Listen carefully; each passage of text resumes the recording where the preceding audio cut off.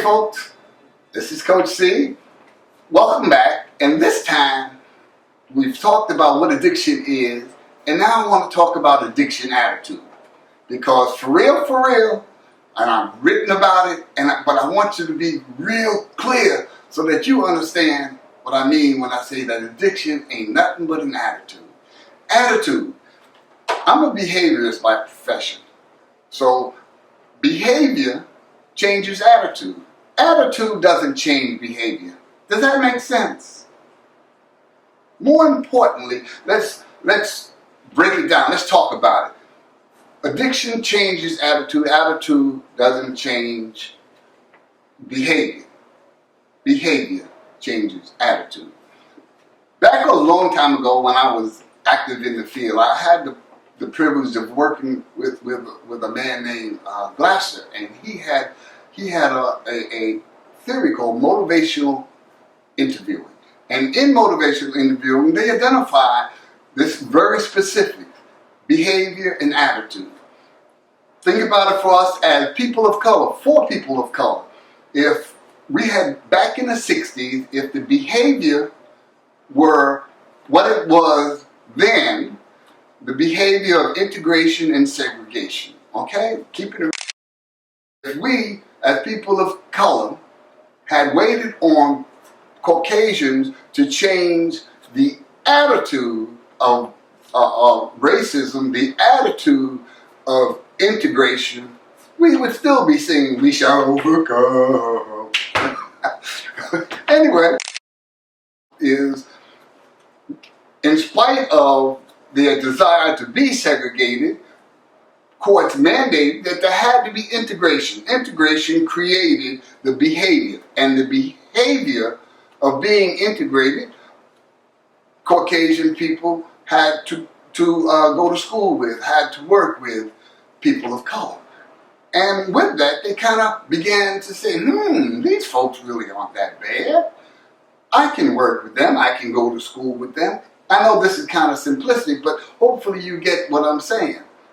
It was the behavior of integration as opposed to the attitude of integration that created the space that we're in today. Makes sense? Hopefully it does. Behavior, when we talk about this thing called recovery, I don't care about what your drug of choice is. If the behavior is, I'm going to be clean, then the attitude of being clean will follow. If the behavior of getting high is the dominant behavior, then folks are going to get high. There's a saying in the rooms that if you hang out long enough by the hot dog stand, guess what? You're going to eat hot dog. Right? So with that in mind, I want you to focus on what are the behaviors that you're creating in your life that supports the attitude that I'm a recovering person. Let me keep the focus on me.